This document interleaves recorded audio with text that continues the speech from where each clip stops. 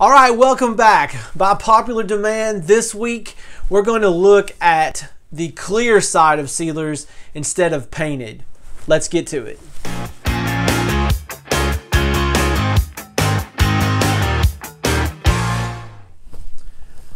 All right, so what I want to look at this week is clear sealers in a stain application. This is a vinyl sealer here in shellac, and what we're looking at is how well they seal, the chemical resistance, same thing we did with the pigmented side.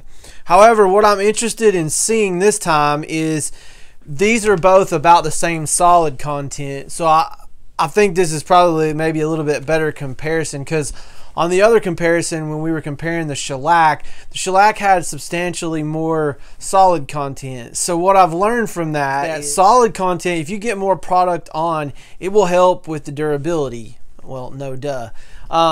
So what I did here is, you can see this white spot right here. This is the shellac, and we talked about the difference in water resistance between the two. So I did what we did last time. I took a wet paper towel and squeezed water on it, set it on there, and then set on this. Now you can see that very well with the shellac over there. The vinyl sealer, let me see if I can get the light right. It's right here in the corner. It did leave a mark there, you can see it right there.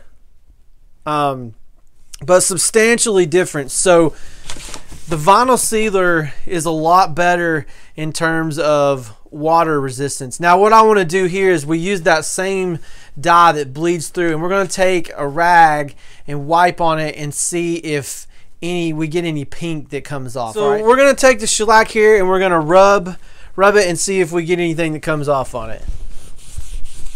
4, 5, 6, 7, 8, 9, 10. All right. Now you can see that. Ignore the black. Well, actually, that's funny because the marker bled through on it. But you can see that pink where we're getting that on there. All right, now I want to flip it over here on a clean side, and let's do the vinyl sealer. And I'm going to show you what happens with the vinyl sealer.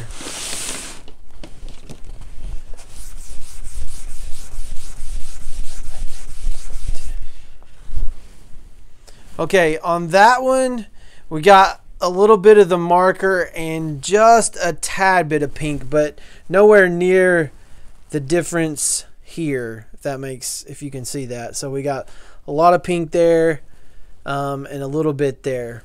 Let's take a look at the chemical resistance, and what we're going to do on it is we're going to rub it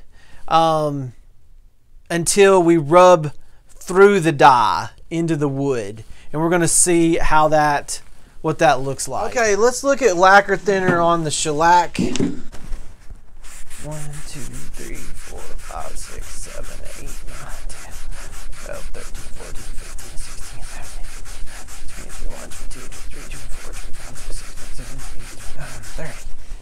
All right, that was 30 rubs. I'm pretty good with that. That's pretty impressive.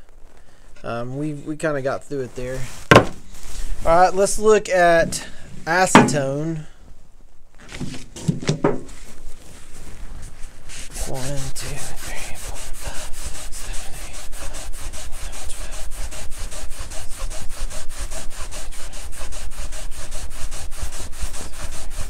12. I would say that's almost like a 30 rub deal too. And then let's look at the denatured alcohol.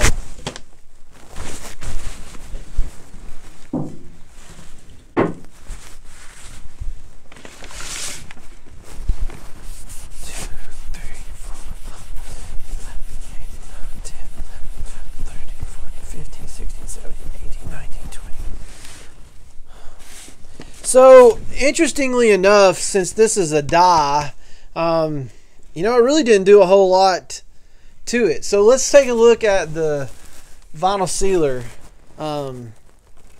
Yeah, that's actually, I think that's pretty impressive for the shellac, to be honest with you. All right, let's look at the vinyl sealer. Acetone is gonna eat this stuff up pretty quickly. So let's take a look.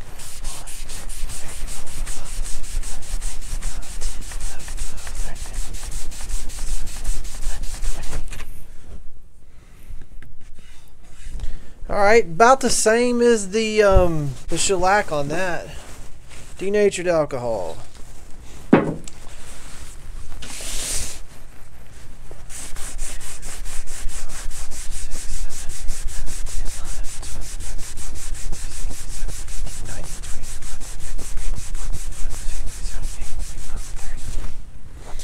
Okay, so on the denatured alcohol, I think that the vinyl sealer is just much better. I mean, I barely really got anything on that, and I rubbed that like 30 times, and you can't even hardly see the place that I rubbed.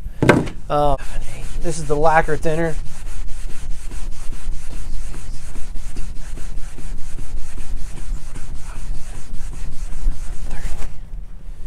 All right, so I think you can see a significant difference. So this one you can really see better than you can the shellac. All right, so that's the Lacquer Thinner. It ate it up pretty good.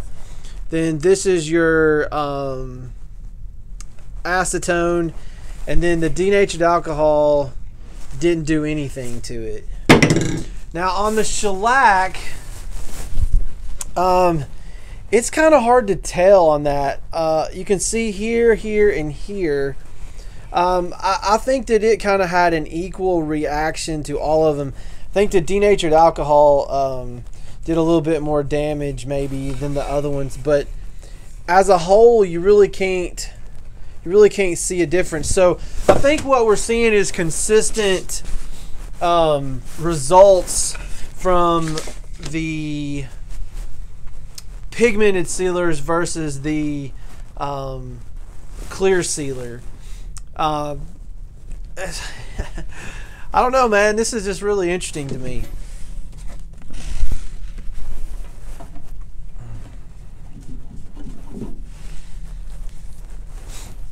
All right, so what's the takeaways from this test? Well, I think the good news is that we're seeing similar results across the board on pigmented and clears.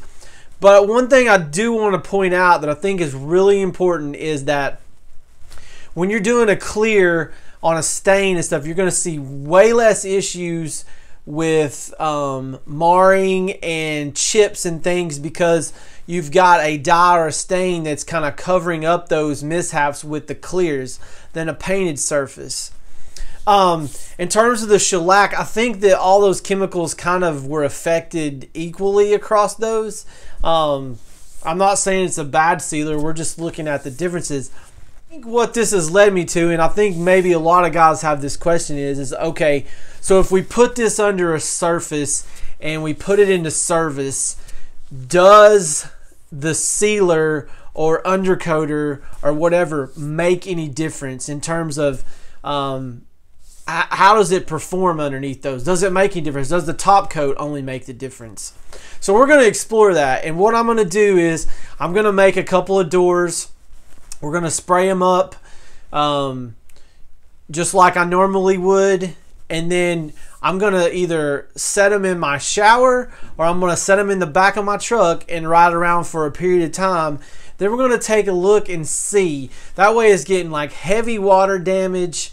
It won't be getting the chemical damage, but normally what you see in kitchens is like nicked corners and water damage. You really think if I put it in the back of my truck and it gets knocked around and they're on top of each other and all that, that it might be kind of an interesting experiment. Thanks for watching. I hope you enjoyed it, and we'll catch you next week.